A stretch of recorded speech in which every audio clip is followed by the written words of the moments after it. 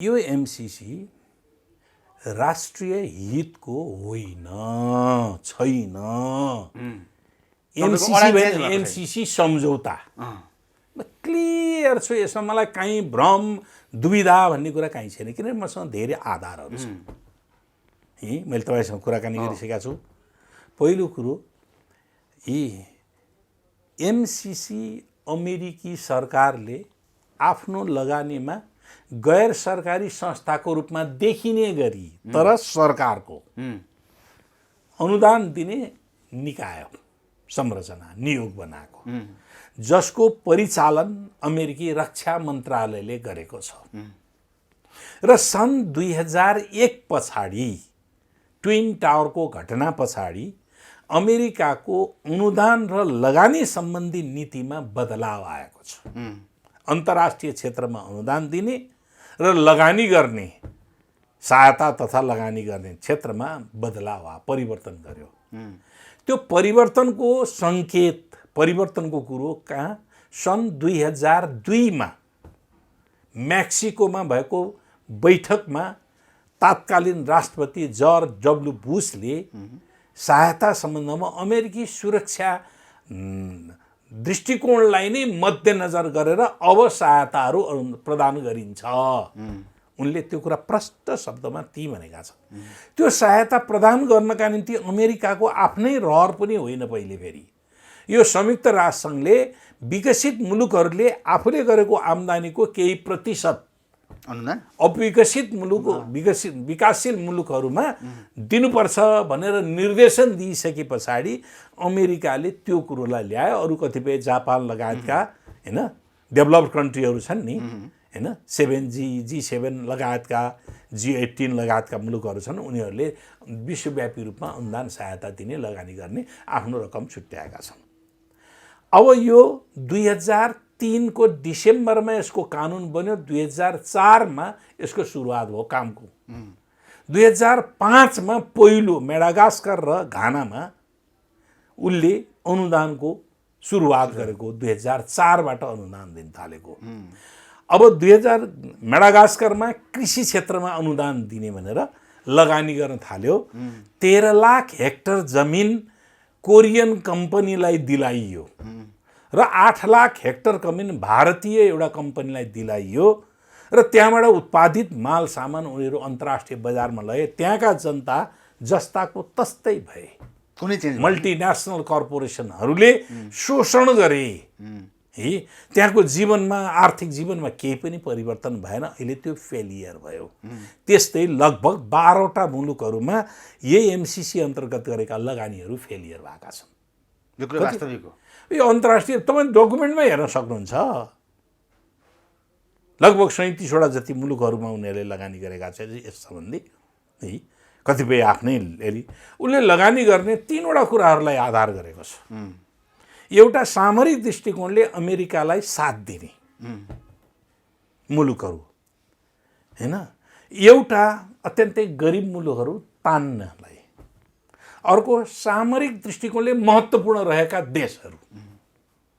सामरिक दृष्टिकोणले हुन्छ नि, लोकेसन, उसको लोकेसन कस्तो छ त्यसका आधारमा उसले अनुकूलता, अन्तर्राष्ट्रिय सुरक्षा, अन्तर्राष्ट्रिय व्यापार, कारोबार आदिका निम्ति त्यो स्ट्रेटेजिक पोइन्टमा छ भने त्यस्ता मुलुकहरू र आफ्ना एलीहरू र असाध्य गरिब मुलुक जसलाई ड्र्याग गर्नका निम्ति आफ्नो अनुकूलतामा यो मापदण्ड अनुसार उसको प्रिन्सिपल त्यो बनेको छ। त्यो कहीँ लेखेको छ कि छैन भनेर भन्नुभयो भने भेट्दैन। त्यो फेरि त्यो एक्टिभिटीबाट थाहा हुने कुराहरू आउँछ अहिलेसम्म भएका कुराबाट। हो, अब यही सम्झौतामा आइपिएस भन्ने छ नि, इन्डो पेसिफिक स्ट्रेटेजी, हाम्रो सम्झौतामा, यो सम्झौतामा लेखेकै छैन। केही उपबुजुर्गहरूले भन्ने गर्छन् नि, कहाँ लेखा छ सम्झौतामा आइपिएससँगको सम्बन्ध भनेर लेखा छ, कहाँ लेखा छ भनेर उनीहरू भन्ने गर्छन्। लेखा छैन। तर अमेरिकाको सुरक्षा रणनीतिमा के लेखिएको छ त भन्दाखेरि उसको प्रतिवेदनमा स्पष्ट रूपले के लेखिएको छ भने आइपिएस अन्तर्गत यो हाम्रो सहायता सामग्री हो, सहायता हो भनेर प्रष्ट अमेरिकी अधिकारीहरूले बोलेका छन्। यी डकुमेन्ट छ हामीसँग, अमेरिकी दस्तावेजहरूमा त्यो कुराहरू उल्लेख छ। हजुरले भने जस्तै नेपाल पनि त गरिब मुलुक, यत्रो 60-65 अरब। अब किन तपाईँ विरोध गर्ने भन्ने जनताको कुरा हुन। अब विरोध गर्ने हाम्रो सुरक्षा हाम्रो सार्वभौमिकता बेच्ने कि बचाउने बचाउनु पर्यो 50 करोड डलर कति हो थोरै हो देशको निम्ति के पनि होइन केही होइन हाम्रो के पनि होइन न एउटा देशको निम्ति 50 करोड डलरको नथिङ के पनि होइन अहिले करप्सन कन्ट्रोल गर्नुहोस् त 50 अरब डलर बराबरको यी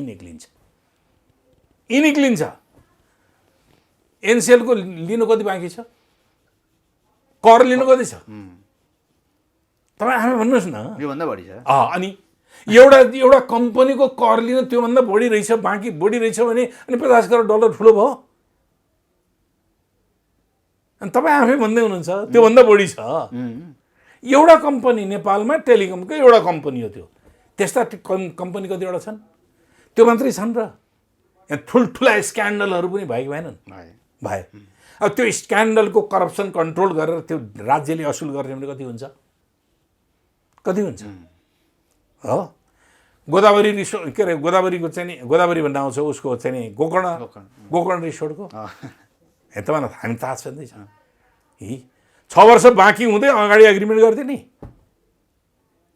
6 वर्ष बाँकी छ कानुनै बदलेर गृहमन्त्रीको मातहतमा हुन्थ्यो प्रधानमन्त्रीको मातहतमा लगेर प्रधानमन्त्रीले भनेको व्यक्तिले त्यसको अध्यक्षता गर्ने भनेर कानुन बदलिदियो एउटा सेन्टेन्स मात्रै सेन्टेन्स पनि होइन कानुनमा छलिदियो त्यहाँ शिक्षा र स्वास्थ्य भनेको थियो कानुनमा त्यो चाहिँ नि के अरे उसको चाहिँ नि ट्रस्टको सम्पत्ति कहाँ प्रयोग गर्ने त्यसको मुनाफा कहाँ प्रयोग गर्ने भन्दाखेरि शिक्षा र स्वास्थ्य क्षेत्रमा लगानी गर्ने भनेर चुसुक्क घुसाएर पर्यटन भनेर हालिदियो पर्यटन भनिसकेपछि होटल त पर्यटनभित्र पऱ्यो पर्यटन अन्त कानुनी दृष्टिकोणले पनि रकमी पाराले यति झालझेलसँग कानुन 1 वर्ष अगाडि बदलेर भएको छ अरू थुप्रै जहाजका काण्डहरू छन् है अरू थुप्रै उहरू छन् अहिले देख्नु न भ्रष्टाचारको कुरो यी अहिले 1.5 महिना 2 महिनादेखि चाहिँ नि बिपिकेएसमा चाहिँ नि हडताल गरेका छन् हिजो मात्रै समाचारमा दिएको थियो कति प्रतिशत 100 टाइम्स कि कति टाइम्स बढी चाहिँ नि उ गरेर भ्रष्टाचार मेसिनहरू किन्ने बेला भ्रष्टाचार 1 करोड पर्ने मेसिनलाई 10 करोड परेको छ अब यस्ता भ्रष्टाचारहरू कन्ट्रोल गर्यो देशभित्र अनि पैसा आउँदैन हामीलाई त्यही अनुचित शर्तहरू यति शर्तहरू छन् ती शर्तहरूको बारेमा हामीले हेर्नु पर्यो क्या हाम्रो चाहिँ सम्झौताको मैले शर्त यहाँ ल्याएको छैन मैले पहिले पनि भनिसकेको हुनाले तर अमेरिकासँग सम्बन्ध प्रगाढ हुन्छ भने यही गर्ने कि किन नगर्ने भन्ने कुरा अमेरिकासँग यो भएन भने अमेरिकासँग सम्बन्ध किन बिग्रिने बिग्रिँदैन तपाईँले मलाई दिन खोज्नु भएको छ तपाईँले मनसाय राम्रो भएर दिन खोज्नु मैले चाहिनँ लेकीले भनेर तपाईँले दबाब दिने मैले चाहिनँ नेपाली जनताले चाहेन मेरो परिवारले चाहेन तपाईँको अनुदान मलाई चाहेन भनेपछि अनि तपाईँ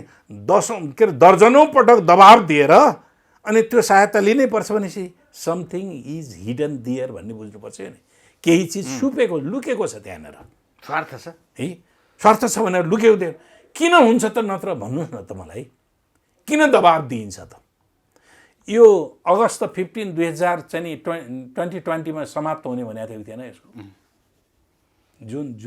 जुन 15 कि जुलाई 15 कति हो त्यसको म्याच सिद्धिने भनेको थियो नि त म्याच त सिद्धिनु पर्ने नि अहिले फेरि सेप्टेम्बर भनेर आएको छ म्याच त बढाइ हुँदो रहेछ त किन बढ्यो त तर नेपालका नुवाकोटदेखि विभिन्न जिल्लामा मुआवजा थुप्रै दिएर सुरु मुआवजा हाम्रो नेपालको पैसा हो नेपालले 13 करोड लगानी गरेको छ त्यसमा म्याचिङ फन्डको रूपमा 13 करोड डलर नेपालको छ अहिले 11 अरब रुपियाँ जति खर्च भइसक्यो भनिन्छ एमसीसीले पैसा दिएको छैन एमसीसीको पैसा होइन त्यो सब भ्रममा भइरहेछ अहिले एकदम एमसीसीले दिएकै छैन त एक चुन नाम दिएको छैन अहिले र एमसीसीले पछि दिने पनि होइन एमसीसीले आफ्नै कन्ट्र्याक्टर राखेर उसैले त्यसको भुक्तानी गरिदिने हो उसैको अडिटिङ हुने हो उसैले भुक्तानी गर्ने अहिलेसम्म कोही त भन्छ नि प्रयोग भइसकेको छ विभिन्न प्रधानमन्त्री कालदेखि नै भएर सुरु भइसक्यो छैन यो गलत कुराहरू हो एग्रिमेन्ट लास्ट हुन्छ क्या एग्रिमेन्टको पहुँचमा पुगिसके पछाडि कुरा नमिलेपछि एग्रिमेन्ट ब्रिज हुन्छ ब्रेक हुन्छ कि हुन्न हुन्छ कि हो 2011 देखि सुरु भएको 2015 प्रिन्सिपल करिब टुङ्गिएको तर एउटा कुरा के मान्नुहोस् भन्नु भन्दाखेरि यो हामीले नै प्रपोज गरेको अगाडि बढाएको चाहिँ नि हामीले नै माग गरेको योजना हो भनेर भन्नुभयो भने तपाईँ भ्रममा हुनुहुन्छ नेपाल डायग्नोस्टिक डाइजेस्ट हेर्नु, डायग्नोस्टिक गर्नु। नेपाल ग्रोथ डायग्नोस्टिक भन्ने हेर्नुहोस्।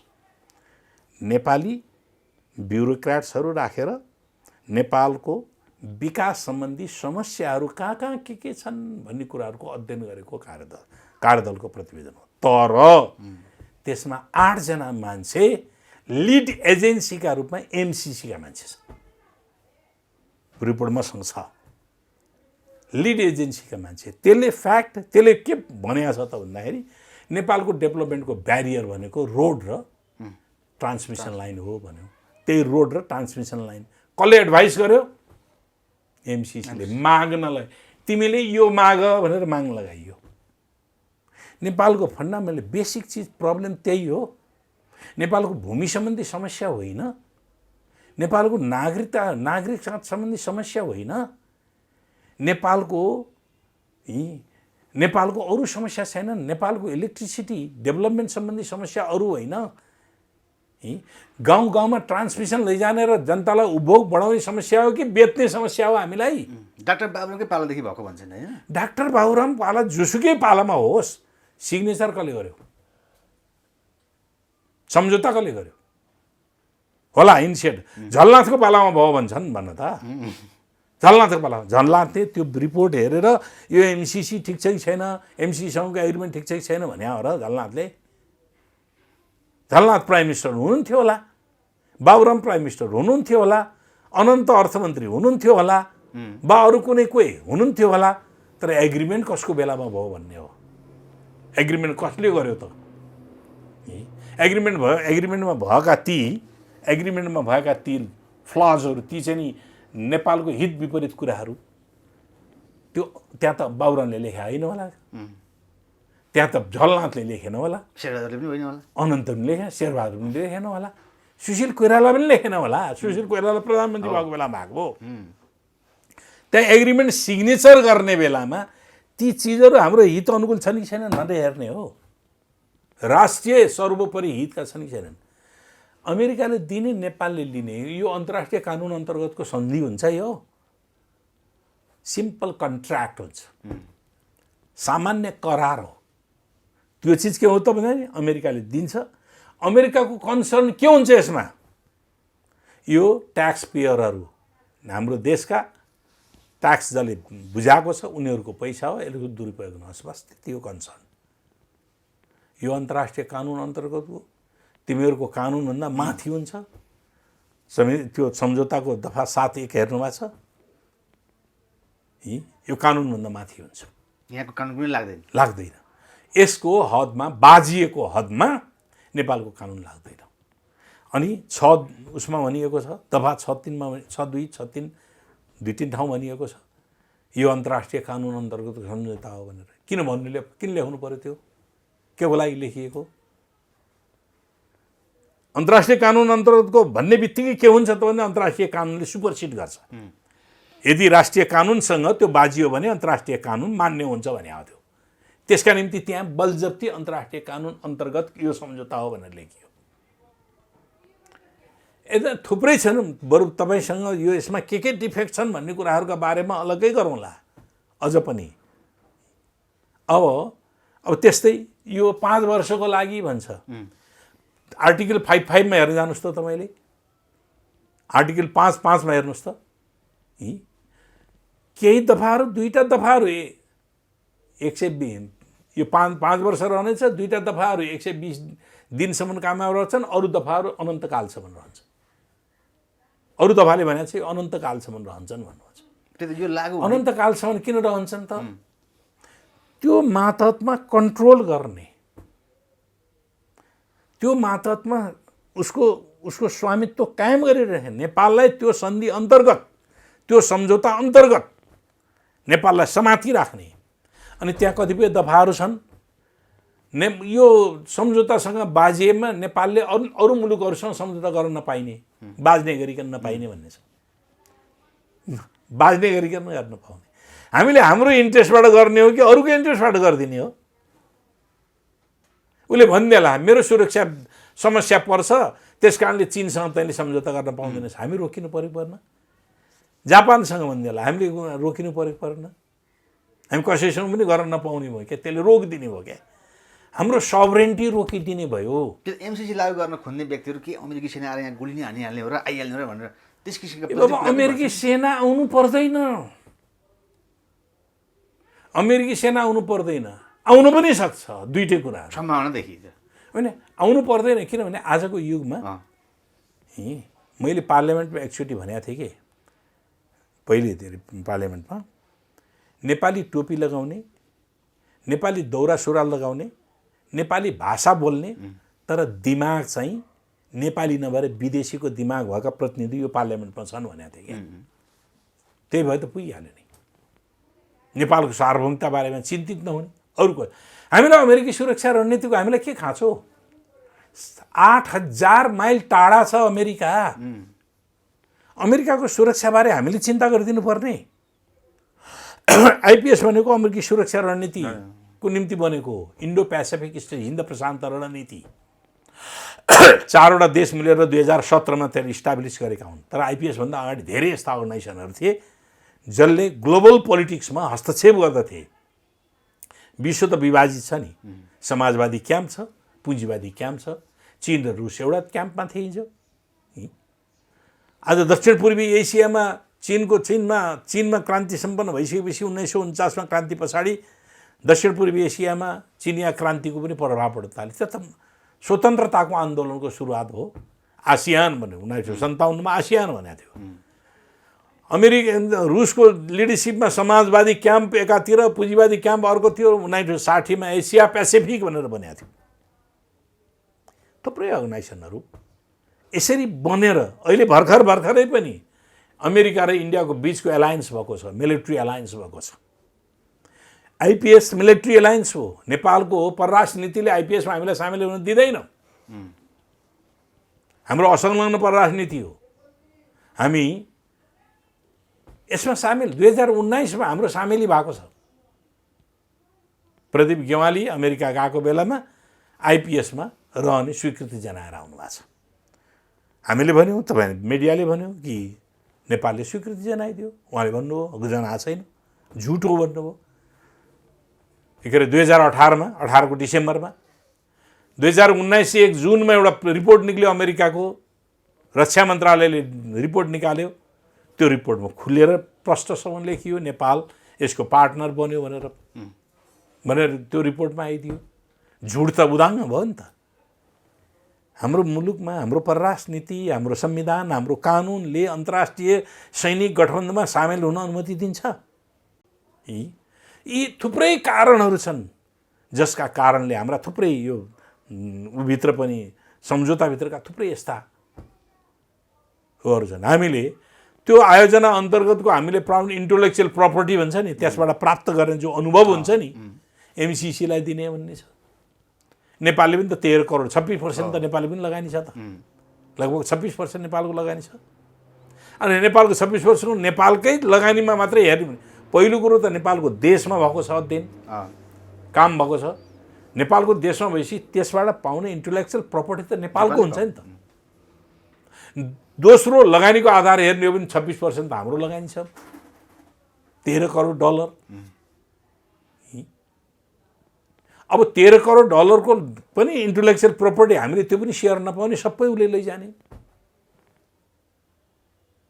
म तपाईँसँग बुँदागत रूपमा कहाँ अझै फ्लहरू छन् भन्ने कुराहरू म तपाईँसँग। त्यो मात्रै होइन, यो त एउटा मात्रै हामीलाई एग्रिमेन्ट हामीले सार्वजनिक गरेको छ, पार्लियामेन्टमा बुझाएको हो। अनि पार्लियामेन्टमा पास गर्नुपर्छ भनेर भनेको छ। पार्लियामेन्टबाट पास गरेर जानुपर्छ भन्ने, पार्लियामेन्टबाट पास गर्नुपर्छ भनेको कानुन बनाउने भनेको थियो। कानुन बनाइदिइसके पछाडि यो कसैले पनि विरोध गर्न नसकोस्, त्यसको स्थायित्व हो। त्यो स्थायित्व भनेको अमेरिकन डोमिनेसन यहाँ त्यो कानुन अन्तर्गत रहिरहन्छ। त्यो प्रोजेक्ट बाँचुन्जेलसम्म रहिरहन्जेलसम्म नि अमेरिकन डोमिनेसन त्यस मात्राबाट रहिरहन्छ भन्ने छ। हजुरले भन्नु न 3टा कुराको स्ट्राटेजी हुन्छ भने नेपालको लागि कुन स्ट्राटेजी गरेर खोज्दैछ त एमसिसी त्यसो भए? होइन, एमसिसी पहिलो कुरो त हाम्रो आफ्नो सभरेन्टीको प्रश्न छ। हाम्रो सभरेन्टी माथि त्यसले हस्तक्षेप गर्छ। दोस्रो हाम्रो फरेन रिलेसन छ, अन्तर्राष्ट्रिय सम्बन्ध। हामी स्वतन्त्र देश हौँ, हामीले आफूले चाहेअनुसारको हाम्रो हरेक मुलुकसँग स्वतन्त्रतापूर्वक आर्थिक राजनीतिक सामाजिक सम्बन्ध हुन्छ, त्यसले ब्लक गर्न सक्छ। तेस्रो हाम्रो आफ्नै विकास निर्माणमाथि त्यसले हस्तक्षेप गरेको छ। हामीलाई अहिले विद्युत बेच्ने हतार हो कि जनतालाई उपभोग बढाउने हतार हो? जनतालाई धनी बनाउनका निम्ति त जनताले क्रय शक्ति बढाउनुपर्छ। विद्युत जति उपभोग बढी भयो त्यो देशका जनताहरू त्यति धनी भएको छ। जसले बढी पर क्यापिटा विद्युत उपभोग गरेको छ किन धनी हुन्छ त भन्दाखेरि विद्युत उपभोग त यत्तिकै दिनभरि बालेर त फाल्दैन त। त्यसले उद्योग स्थापना गर्छ, त्यो ऊर्जा भएपछि त उसले उद्योग स्थापना गर्छ, कच्चा पदार्थ ल्याउँछ, त्यसबाट उत्पादन गर्छ, बेच्छ र आर्थिक वृद्धि गर्छ। अनि जब वृद्धि हुँदै जान्छ विद्युत पनि उसले बढी उपभोग गर्दै जान्छ। जुन देशमा विद्युत बढी उपभोग आउँछ त्यो देश विकसित हुन्छ। अब त्यसको निम्ति त हामीले आज ग्रामीण क्षेत्रमा विद्युत बाल्नका निम्ति मात्रै हो र विद्युत त्यसले हाम्रो आर्थिक जीवनमा रूपान्तरण गर्नका निम्ति हो, हाम्रो कच्चा पदार्थ हो, हाम्रो ऊर्जा हो। त्यसकारणले हामीलाई विद्युत उत्पादन गरेर हाम्रो खेर जाने भयो भन्ने होइन कि हाम्रो विद्युत उत्पादन गरेर उपभोग गर्ने विस्तार गर्नु पर्यो। हाम्रो सिमेन्ट उद्योगहरू छ, हामी कहाँ सिमेन्टको निम्ति कच्चा पदार्थ प्रशस्त मात्रामा छ। सिमेन्ट उद्योगमा आत्मनिर्भर बनाऊ न। किन विदेशी सिमेन्टहरू हामीले ल्याउने? हामीले मल कारखाना किन नखोल्ने? जो विद्युत कन्ज्युम्सन बढी हुन्छ नि, उपभोग बढी हुन्छ, मल कारखाना किन नखोल्ने? हाम्रो एग्रो बेस्ड इन्डस्ट्रीहरू जसले बढी विद्युतको खपत गर्छ त्यो किन नगर्ने? हामी उद्योग खोल्ने दिशातिर नजाने, हामी सिमेन्ट उद्योग खोल्ने दिशातिर नजाने, हामीले के अरे वन पैदावारका उद्योगहरू खोल्ने दिशातिर नजाने हैन, हामीले फर्टिलाइजर चाहिँ उत्पादन गर्नेतिर दिशातिर नजाने। अनि हामीलाई के हुन्छ? विद्युत उपभोग के अरे उत्पादन गरेको बिजुली खेर जान्छ, त्यसकारणले बेचेर धनु पर्दैन। संसारमा कच्चा पदार्थ बेचेर कुनै पनि देश धनी हुँदैन, भएको पनि छैन। विद्युत कच्चा पदार्थ हो। अनि त्यस कारणले के हो त भन्दाखेरि यो अर्को कुरा के हो भने हाम्रो ट्रान्समिसन लाइन जो अघि भन्नु नि यो हाम्रो हाफ सर्कल हाफ बल बनाउनु खोजिएको छ। हाम्रो यहाँ चाहिँ नि यो अहिले ट्रान्समिसन 400 केबी हाम्रो इस्ट वेस्ट नेसनल ग्रिड छ। 132 केबीबाट यसको विस्तार गरेर 400 केबी बनाइदिन्छ। इन्डियासँग व्यापारको निम्ति गोरखपुर के अरे मुजफ्फरपुर ढल्केभरको 400 केबीको बनिसकेको छ। अनि हाम्रो विद्युत तामाकोसीको विद्युत त्यहाँ गएर यहाँ आउने हो फेरि। अब हाम्रो विद्युत उत्पादन गरेर अहिले नै हामीलाई यो ट्रान्समिसन लाइन बनाएर हामीलाई चाहिँ भारतमा लगेर बेच्नुपर्ने भन्ने अनिवार्य आवश्यकता छ र छैन? पहिले हाम्रा देशका जनतालाई गुणस्तरीय विद्युत उपलब्ध गराऊ, देशलाई औद्योगिकरणको दिशामा लैजाऊ। हामीले उत्पादन गरेको बिजुली हामी कहाँ खपत हुन्छ। अनि त्यस पछाडि हामीले बल्ल अरूको ऊर्जाको कमी भयो भने त्यहाँलाई डिल गर्ने हो। त्यो ऊर्जाको कमी छ भने ल तिमी हामीसँग सरप्लस बिजुली छ किन, कतिमा किन्छु। यो हो अहिले 400 केबीको ट्रान्समिसन लाइन। पहिले इस्ट वेस्ट ट्रान्समिसन लाइन बनाऊ, त्यसको क्षमता विस्तार गर, त्यो बनाउन थालिरहेको छ। अब अहिले अर्को पनि हेर्नुहोस्, यो यहाँबाट गएर लप्सेफेदीबाट तपाईँ नुवाकोट रातोमाटा, त्यहाँबाट दमोलीबाट एउटा लगेर हेटौडा जोड्ने, त्यहाँबाट दमोलीबाट उता लगेर के अरे दमोली होइन के अरे मुङलिङबाट दमोलीबाट पाल्पाको नुवाकोट डाँडा, बुटवलबाट बोर्डरबाट गुराखपुर पुऱ्याउनु पर्ने। यो हाम्रो अहिले प्रायोरिटी हो कि होइन भने प्रायोरिटी छनाउनु पर्यो। हाम्रो प्रायोरिटी के हो? डेभलपमेन्ट विकासको प्रायोरिटी के हो? जनताको आर्थिक जीवन उत्थान गर्ने प्रायोरिटी के हो? केले भन्छ? यसले हामीलाई दिन्छ। फेरि अर्को यसमा कस्ट पनि हेर्नुहोस्। हाम्रो ट्रान्समिसन लाइन प्रति किलोमिटर 6 करोडमा बन्दैछ। 400 केबीको ट्रान्समिसन लाइन नेपाल विद्युत प्राधिकरणले प्रति किलोमिटर लगभग अझ नपुग पो छ त 6 करोडमा बनाउँदैछ। यसको कस्ट कति हुन्छ? More than 16 crore. यो कहाँबाट यतिका पैसा किन? मोर देन मैले पाएको तथ्याङ्क। अब यसको लगभग चाहिँ 35 करोड रुपियाँ कति पर किलोमिटर कति छुट्याइएको छ। के अरे 35 अरब के कति छुट्याइएको छ। यस्ता यस्ता थुप्रै यस्ता कुराहरू छन्। अनि अर्को यससँग जोडिएका एग्रिमेन्टहरू धेरै छन् जुन एग्रिमेन्ट हामीलाई जानकारी नै छैन। एउटा यसको मूल सम्झौता दिएको छ, त्योभन्दा बाहेक अरू केही पनि दिएको छैन। अब सम्झौता इम्प्लिमेन्टेसन एग्रिमेन्ट छ, इम्प्लिमेन्टेसन क्रियान्वयन सम्झौता भन्ने छ। यस्ता थुप्रै सम्झौता छन्। ती सम्झौताको हैसियत के हुन्छ त भन्दाखेरि यही मूल सम्झौता सरहको हैसियत हुन्छ, करस्पोन्डेन्ट हुन्छ। के अरे ऊ चाहिँ नि एमसिए भन्ने एमसिसी प्रोजेक्टलाई कार्यान्वयन गर्नको निम्ति यहाँ गठन नेपाल सरकारले गठन आदेश अन्तर्गत एउटा कानुन बनाएर त्यो अनुसार चाहिँ नि यहाँ संरचना बनाएको छ। नेपाल सरकारले संरचना बनाइदियो, तर त्यसको सबै लोयल्टी एमसिसी प्रति हुन्छ, नेपाल सरकारप्रति। एकजना कर्मचारी निकाल्न सक्दैन उसले, एकजना कर्मचारी राख्न सक्दैन। एमसिसी स्वीकृति चाहिन्छ। नेपालको प्रोजेक्ट नेपालमा सञ्चालन हुने संरचनामा नेपाल सरकारले आफ्नो कर्मचारी पनि राख्न नसक्ने, झिक्नु पनि नसक्ने। हामी कति सबरेन भयौँ त। त्यसको हरेक प्रतिवेदन, हरेक रिपोर्टहरू, पहिलो रिपोर्ट र ओरिजिनल कपी उसलाई दिनुपर्छ, एमसिसीलाई दिनुपर्छ। हाम्रो देशको गतिविधि भएको काम कारबाहीको रिपोर्ट एमसिसीलाई दिनुपर्ने। अनि हामी कति सबरेन भयौँ त। त्यस कारणले यसका 5-7वटा आयामहरू छन् यो आयोजनाका। यो एग्रिमेन्टका 5-7वटा आयामहरू छन्। हाम्रो प्राथमिकता थियो कि थिएन आज यो देशको प्राइम चाहिँ नि ऊ हो कि होइन, अमेरिकी सुरक्षा रणनीतिमा हामी जाने हो कि होइन, अमेरिकाको सुरक्षा कन्सर्न। बरु हामीलाई चीनले हाम्रो सुरक्षा बारेमा नेपालले संवेदन अनुसार भारतले संवेदन हुनुपर्छ भनेर क्वेसन गर्नु ठिक, किनभने हाम्रो सिमाना जोडिएका मुलुकहरू हुन्, छिमेकी मुलुक। भारतले उठाउँदाखेरि हामीले मेरो सुरक्षा रणनीतिमा केही समस्याहरू आयो भने नेपालसँग पनि हामी सरोकार राख्दछौँ भनेर भन्नु ठिक होला, चीनले भन्नु ठिक होला। तर अमेरिकासँग हाम्रो त नातै छैन त, टाढा छ। हो, हामीसँग दौत्य सम्बन्ध, मित्रतापूर्ण सम्बन्ध छ, ठुलो देश हो, विकसित देश हो। हामीले धेरै वर्ष सबभन्दा पुरानो सम्झौता भएको, सहमति भएको चाहिँ नि मैत्री सम्बन्ध भएको देश हो। त्यसमा कुनै ऊ छैन। हामीलाई उसँगको दुश्मनी लिनुपर्ने केही पनि कुरै पनि होइन, हाम्रो मित्र देश हो। तर हामीलाई मित्र देशले हामीलाई हस्तक्षेप गर्ने कि हामीलाई चाहिँ नि आवश्यक पर्दाखेरि सहयोग गर्ने हो, हस्तक्षेप गर्ने होइन। यो हस्तक्षेप भयो। त्यसो अहिले प्रधानमन्त्री शेरबहादुर देउवा हुने बित्तिकै नै अब हो किन आयो त भन्ने कुरा छ। अहिले के हो त भन्दाखेरि होला शेरबहादुर देउवाजी नेपाली काङ्ग्रेसको पालामा गरे हुनाले यसलाई पास गर्नुपर्छ भन्नु होला। ज्ञानेन्द्र बहादुर कार्की त्यसले सिग्नेचर गर्ने मान्छे हुनुहुन्छ, अहिले कानुनमन्त्री बन्नुभएको छ।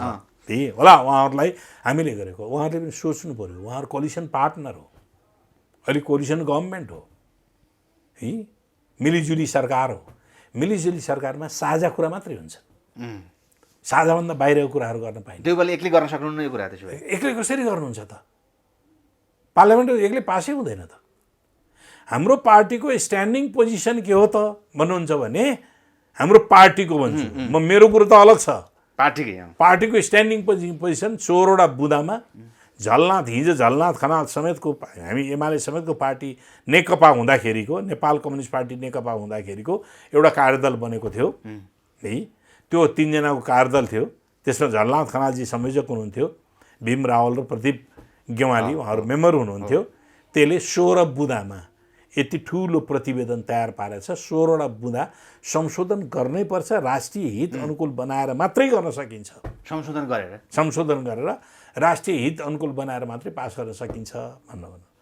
अब अमेरिकी राजदूतसँग त्यो डकुमेन्ट पनि छ। अमेरिकी राजदूतले प्रष्ट शब्दमा भने यसको संशोधन, मूल सम्झौताको संशोधन कुनै गुन्जायस छैन, उनले त्यही भनेको छ। हुन सक्दैन भनेको छ। मूल सम्झौता संशोधन हुन सक्दैन भने यो पार्लियामेन्टले संशोधन गरेर अनि त्यो सम्झौता चाहिँ नि रिभिजन हुन्छ। तपाईँ रोक्न सक्नुहुन्छ संशोधन पढ्नुहोस् न।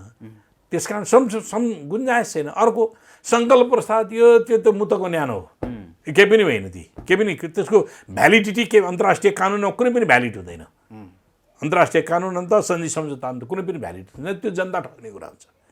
त्यस कारणले न त्यो सङ्कल्प प्रस्ताव हुन्छ, न नेपालबाट संशोधन गरेर हुन्छ।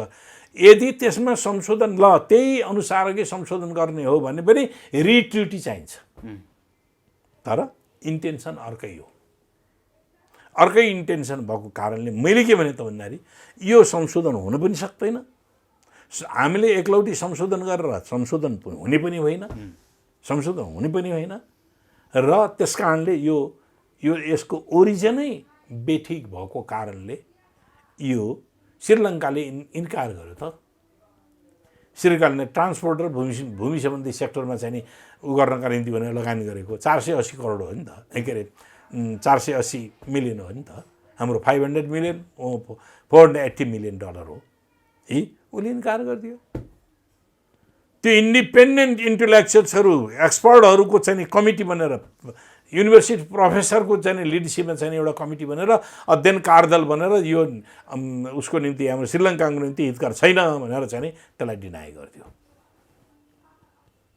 हामीले पनि हाम्रा यत्रो विवाद भएको छ, नेपाली जनताले भनेको कुरा नसुन्ने, नेपाली जनताले उठाएका प्रश्नहरू नसुन्ने, ढाँट्ने, नेपाली जनतालाई छल्ने, के नेपाली जनता सबै मूर्ख हुन्? आजसम्म यी कुराहरू बारेमा बहस उठाएका मान्छेहरू मूर्ख हुन्? राज्य के हुनुपर्दछ भने जनताप्रति उत्तरदायी हुनुपर्छ। त्यस कारणले अहिले हामीले शेरबहादुरजीसँग हामी कहाँ एलायन्समा पुग्यौँ त भने केपी ओलीले असंवैधानिक तरिकाले, अराजनीतिक तरिकाले, निरङ्कुश तरिकाले संसद पनि जनताको सार्वभौम सत्ता अभ्यास गर्ने थलो पनि सिद्ध्याइदिएको, संविधान पनि ध्वस्त पार्न थालेका कारणले शेरबहादुरजीलाई ल नेपाली काङ्ग्रेस त्यसको रक्षा गर्छु भनेपछि हामी एलायन्स गरे हो नि त। हामी त्यो एलायन्सलाई सहमतिको आधारबाट बाँकी अवधि हामी पुरा गर्छौँ भने हो नि त। त्यसो देवाजीलाई एमसिसी कारण घाँडो हुन्छ हुँदैन त सरकार बस्नु? अब घाँडो हुने उहाँले बुझ्ने कुराहरू हो, किनभने कोलिसन पार्टनरहरू जब सहमत हुँदैन त्यसलाई थाइती राख्नुपर्छ। कुनै हालतमा एमसिसी पास गराउनु दिनु हुन र हुँदैन भन्नुहुन्छ नि त? होइन, मैले त मेरो कुरो त प्रश्न छँदैछ त, एमसिसी पास गर्ने अहिले हुन सक्दैन। हजुरको पार्टीकै हुनु पर्यो। होइन, म त मैले मेरो पार्टीमा पनि त नोट अफ डिसिसन लेखेँ हिजो एकीकृत हुँदाखेरि, नेकपा नेपाल कम्युनिस्ट पार्टी नेकपा हुँदाखेरि मैले नोट अफ डिसिसनै लेखेँ हो, यो कुरा हुँदै हुँदैन, यसलाई रिजेक्ट गर्नुपर्छ भनेर भनेको। अहिले पनि मेरो अडान त्यही हो, मेरो दृष्टिकोण त्यही हो कि यत्रो नेपाली जनताको भावनालाई यसलाई कुल्चन मिल्दैन, यसले फेरि नयाँ प्रकारको ठुलो समस्या पैदा गरिदिन्छ। यो कुरामा जनताले भ्रम नपरे हुन्छ, त्यसो भ्रम पर्नु हुँदैन। हस्, थ्याङ्क यू। ल, धन्यवाद।